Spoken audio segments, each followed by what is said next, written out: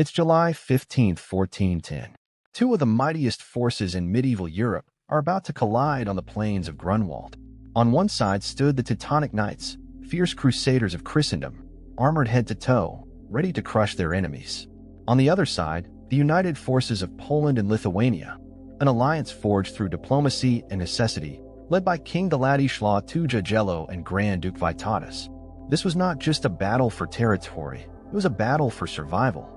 But why did these two powers meet on the field? Why did thousands of knights and soldiers march to their deaths on this fateful day? The Battle of Grunwald was no ordinary conflict. What happened on these fields would alter the balance of power in Europe for centuries to come. Stay with us as we journey back to that decisive moment in history. Chapter 1: The Context. To truly understand the significance of the Battle of Grunwald, we must travel back to the roots of the conflict. The Teutonic Knights, originally a crusading order, had established themselves as a formidable military and religious force. With the Pope's blessing and the Holy Roman Emperor's support, the Teutonic Knights waged brutal campaigns in the Baltic region, conquering lands and converting pagan territories to Christianity by force. For over a century, their main target was the Grand Duchy of Lithuania, one of the last remaining pagan strongholds in Europe. Their relentless raids left a trail of devastation, and by the late 1300s, the region was locked in a bitter struggle. But in 1385, everything changed. Grand Duke Jagiełło of Lithuania agreed to marry Queen Jadwiga of Poland, forming the Union of Kriva. This alliance was a diplomatic masterstroke. Jagiełło not only converted to Christianity, but also united the Kingdom of Poland and the Grand Duchy of Lithuania under a single crown. The Teutonic Knights had lost their religious justification for war. Their crusade against pagans was now meaningless. Lithuania was officially Christian. Yet, the Knights were not willing to relinquish their ambitions so easily. Tensions simmered for years, with territorial disputes over strategic regions like Samogitia keeping both sides on edge. In 1409, an uprising in Samogitia provided the spark that ignited full-scale war. Poland and Lithuania supported the rebellion, and the Teutonic Order, led by Grand Master Ulrich von Jungan, declared war on both kingdoms.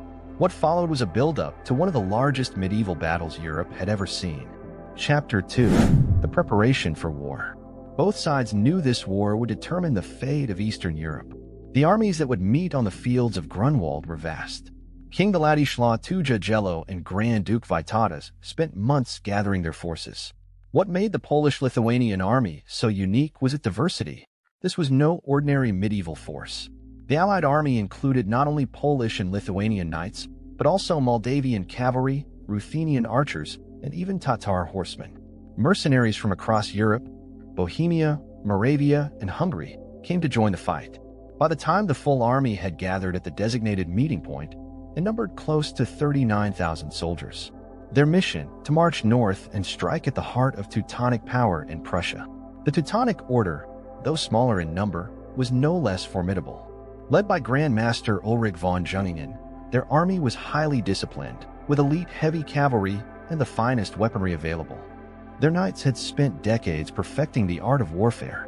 They believed that discipline, faith, and firepower would carry the day. But Jagiełło and Vytautas had a plan. They knew they couldn't simply attack head-on. Instead, they orchestrated a deception, leading the Teutonic Order to believe that the Polish and Lithuanian forces would attack separately, Poland from the west and Lithuania from the east. But as the Teutonic Knights moved to intercept these expected invasions, the Polish-Lithuanian army united and marched together, preparing to catch the order off guard. And so, on the eve of July 15, 1410, the armies were poised for battle. What happened next would decide the fate of entire nations. Chapter 3: The morning of the battle, 9 to 1300 hours. As dawn broke over the plains of Grunwald, the two armies faced each other across a field that stretched for miles. The Teutonic Order, confident in their armor and discipline, had taken up a strong defensive position. Their banners flew high, displaying the black cross of their order. Their knights were renowned for their prowess in battle, and Grand Master von Jungan believed victory was within reach. On the other side, the Polish-Lithuanian alliance took their positions. Polish heavy cavalry formed the left flank, while Lithuanian light cavalry held the right. Mercenaries and foot soldiers from across Europe stood ready in the center. Jagiełło, ever the strategist, held back his full force, waiting for the right moment to strike. The battle did not begin immediately. Hours passed under the scorching July sun. The Teutonic Knights, eager for battle, waited in full armor, growing restless. But Jagiełło, known for his patience and tactical brilliance, did not rush into an attack. He waited, carefully assessing the situation. Then, in a moment of arrogance, the Teutonic Grand Master sent 2 swords to Jagiełło and Vytautas, a taunt, a challenge, a dare to engage. These swords, which would later become symbols of Polish resilience, were meant to insult and provoke. But Jagiełło would not be goaded so easily. Instead, he waited for the Teutonic Knights to make the first move. Chapter 4 of the battle begins. Finally, the battle began. The Lithuanian cavalry struck first, charging the Teutonic left flank. The clash was brutal, with knights on both sides fighting ferociously. But soon, the Lithuanian forces began to retreat. To the Teutonic Knights, this looked like a clear victory. They believed the Lithuanians had broken and fled the battlefield. In their confidence, they pursued the fleeing cavalry, abandoning their disciplined formations. But the retreat was a ruse. A brilliant tactical maneuver orchestrated by Vytautas, the feigned retreat was borrowed from the strategies of the Mongol armies. As the Teutonic Knights broke ranks to chase the retreating Lithuanians, they left themselves vulnerable. The Polish heavy cavalry, which had been held in reserve, charged forward, striking at the exposed Teutonic flanks with devastating force. The battlefield was now a scene of utter chaos. The once formidable Teutonic lines were shattered, and their knights found themselves surrounded. The disciplined army of the Teutonic Order had been reduced to a disorganized mass of soldiers fighting for their lives. Chapter 5: The Death of Ulrich von Jungan. Amid the chaos, Grand Master Ulrich von Jungan, realizing that his army was on the verge of collapse, rode into battle himself. Leading a charge with his most elite knights, von Jungan hoped to turn the tide. But it was too late. Surrounded by Polish and Lithuanian forces, he was struck down, his body pierced by a lance. His death sent shockwaves through the ranks of the Teutonic Knights. Leaderless and demoralized, the once mighty Teutonic army began to crumble. Chapter 6: The Aftermath.